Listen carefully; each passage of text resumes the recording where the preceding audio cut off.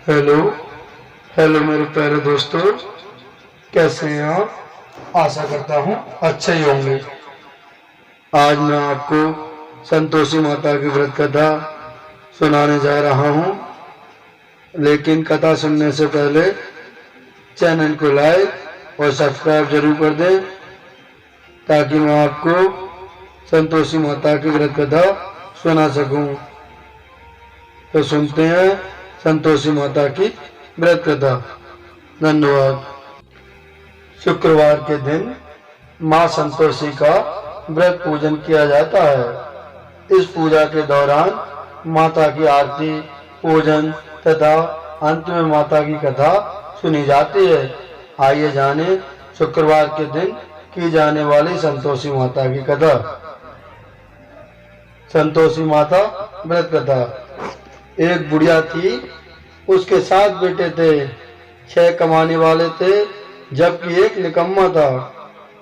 बुढ़िया 6 बेटों की रसोई बनाती, भोजन कराती और उनमें से जो कुछ भोजन बचती वह 7वें को दे देती। एक दिन वह पत्नी से बोला, देखो मेरी माँ को मुझ पर कितना प्रेम है। वह बोली, क्यों नहीं, सबका झूठा जो तुमको खिलाती हैं। वह बोला, ऐसा नहीं हो सकता, मैं जब तक आंखों से ना देख लूं मान नहीं सकता। बहू हंसकर बोली, देख लोगे तब तो मानोगे। कुछ दिन बाद त्योहार आया। घर में 7 प्रकार के भोजन और चूरमे के लड्डू बने।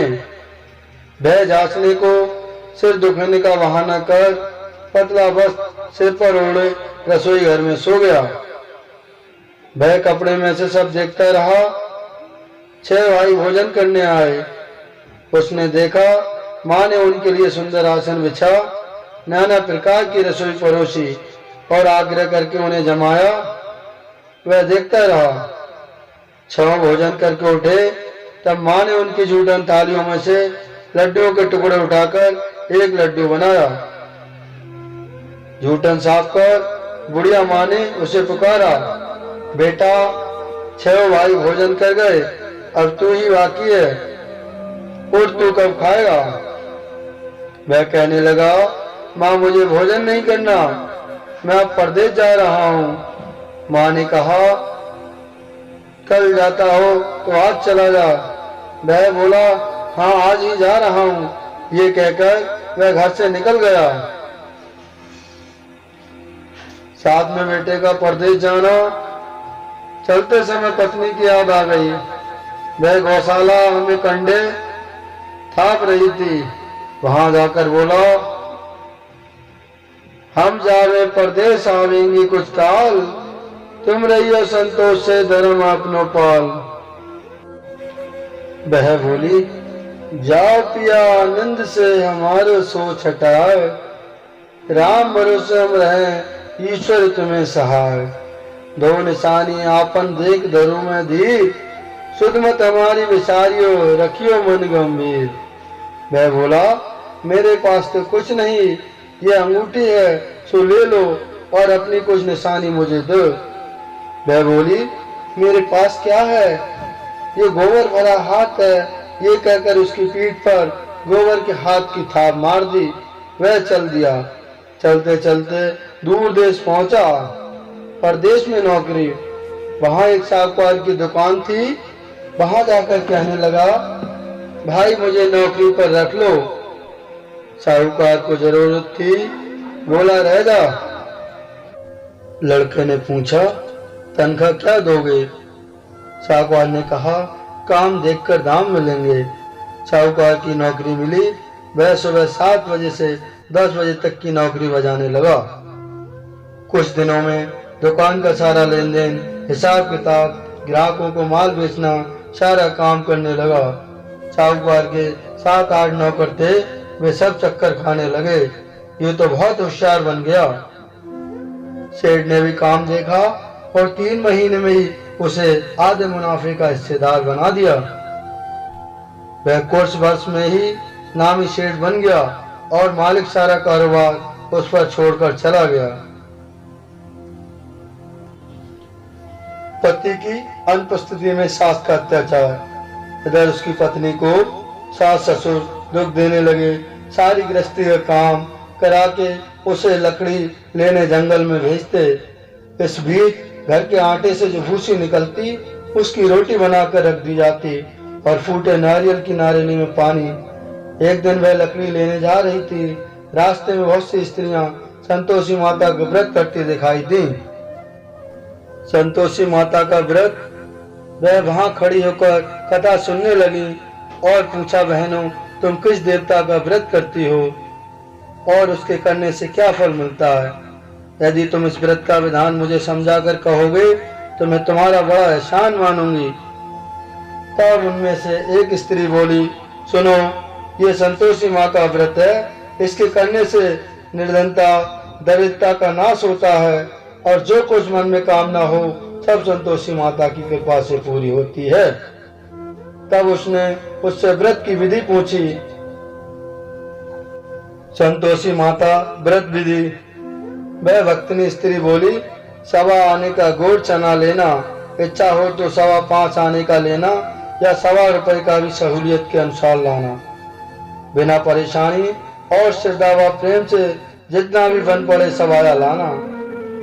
प्रत्येक शुक्रवार को निराहार रहकर कथा सुनना, इसके बीच क्रम टूटे नहीं, लगातार नियम पालन करना। सुनने वाला कोई ना मिले तो घी का दीपक जला उसके आगे या जल के पात्र को सामने रखकर कथा कहना। जब कार्य सिद्ध ना हो नियम का पालन करना और कार्य सिद्ध हो जाने पर व्रत का उद्यापन करना।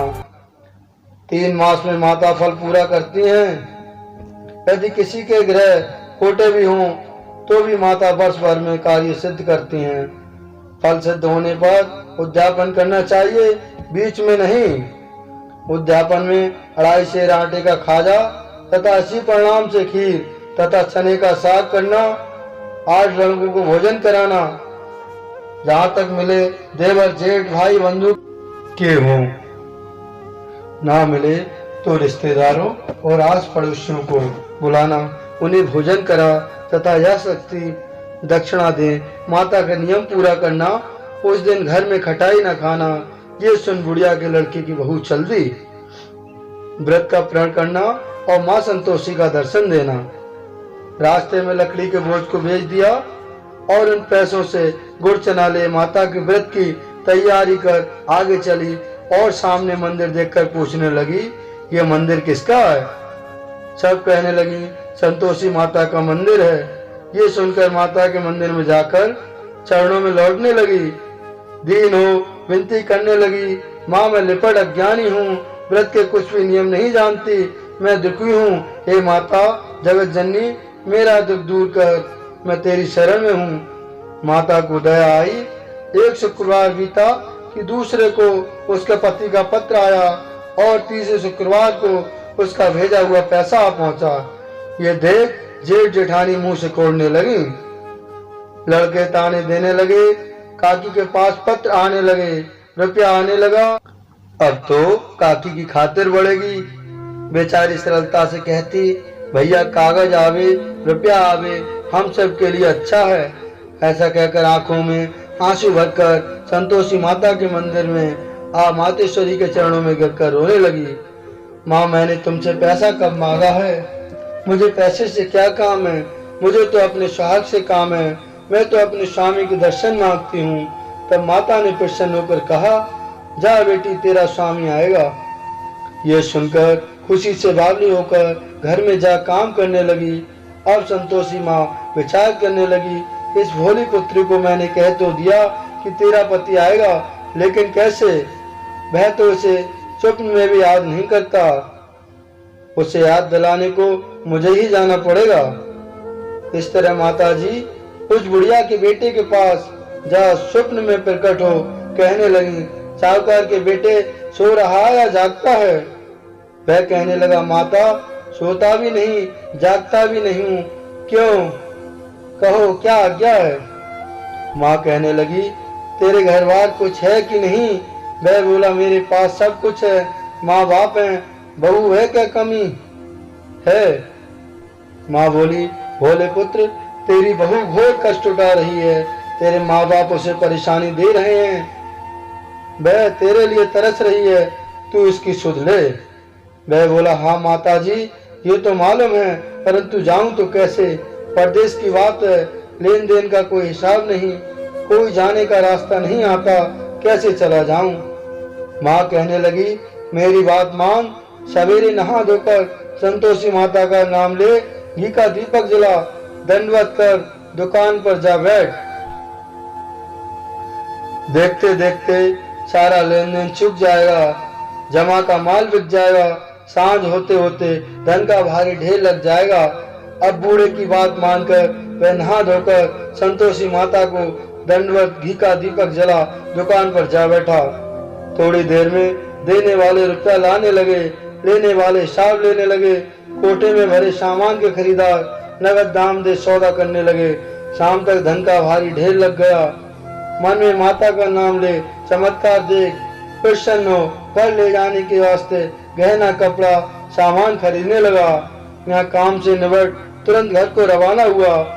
उधर उसकी पत्नी जंगल में लकड़ी लेने जाती है। लौटते वक्त माता जी के मंदिर में विश्राम करती।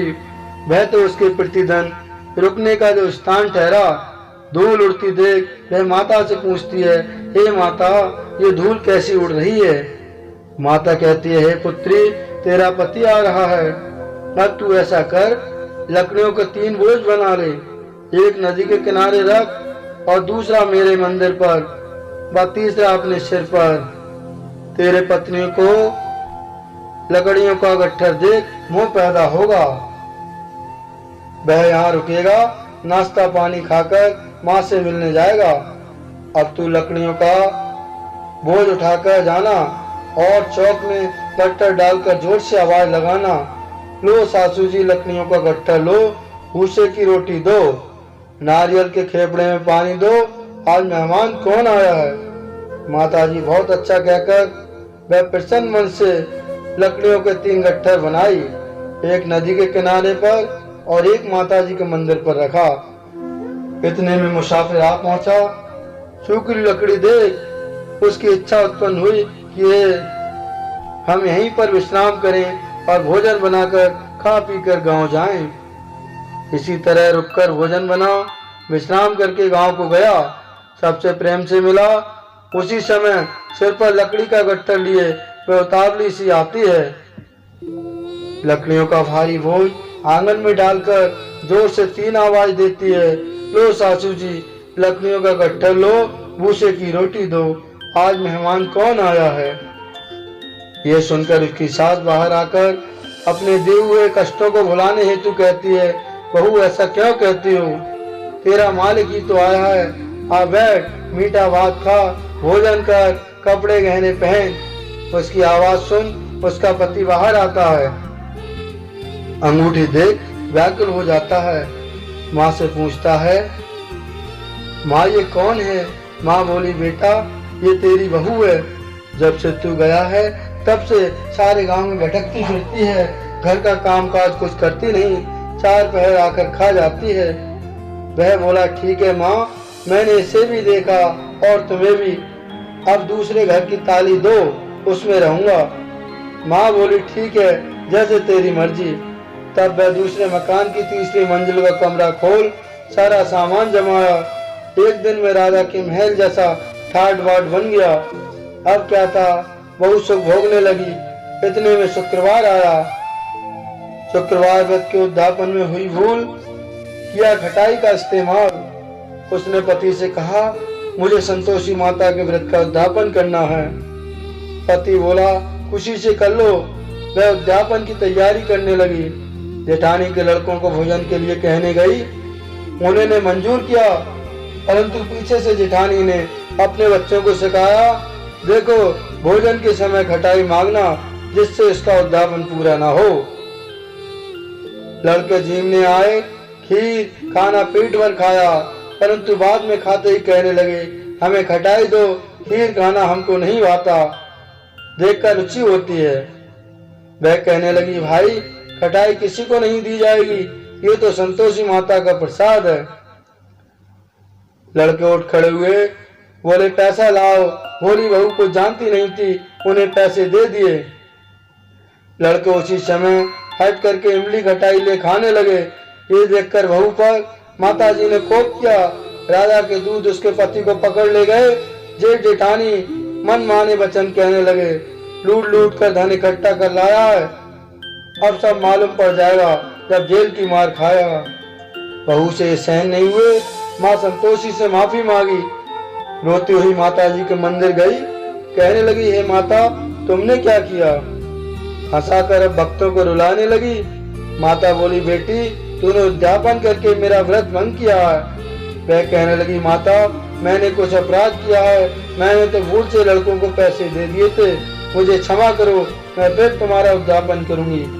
माँ बोली, अब भूल मत करना। वह कहती है, अब भूल नहीं होगी, अब बतलाओ वे कैसे आवेंगे? माँ बोली, जा पुत्री, तेरा पति तुझे रास्ते में आता मिलेगा।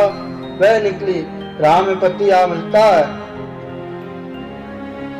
वह पूछी, कहाँ गए थे? वह कहने लगा, इतना धन जो कमाया है उसका टैक्स राजा ने मांगा था, वह भरने गया था। वह प्रसन्न हो बोली, भला हुआ, अब घर को चलो। कुछ दिन बाद शुक्रवार आया, फिर किया व्रत का उद्यापन। वह बोली, मुझे फिर माता का उद्यापन करना है। पति ने कहा, करो। बहू फिर जेठ के लड़कों को भोजन को कहने गई। जेठानी ने एक दो बातें सुनाई और सब लड़कों को सिखाने लगी, तुम सब लोग पहले ही खटाई मांगना। लड़के भोजन से पहले कहने लगे, हमें खीर नहीं खानी, हमारा जीव घटता है, कुछ खटाई खाने को दो। वह बोली, खटाई किसी को नहीं मिलेगी, आना तो आओ। वह ब्राह्मण के लड़के लाकर भोजन कराने लगी। यथाशक्ति दक्षिणा की जगह एक एक फल उन्हें दिया। संतोषी माता प्रसन्न हुई।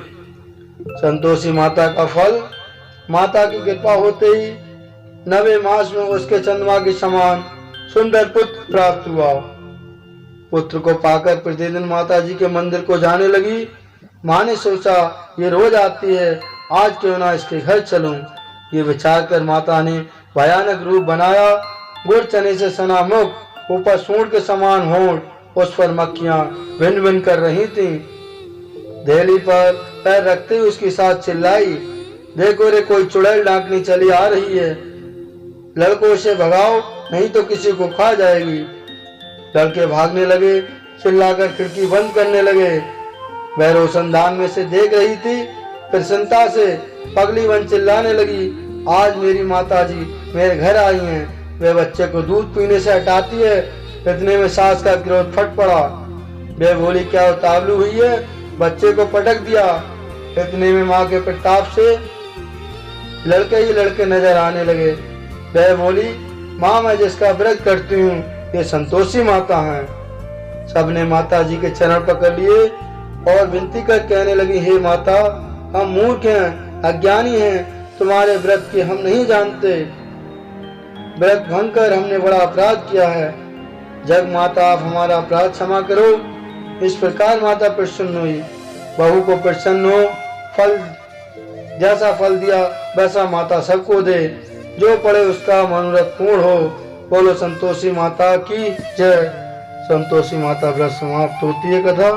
धन्यवाद। वीडियो अच्छी लगी हो तो चैनल को लाइक और सब्सक्राइब जरूर कर दें।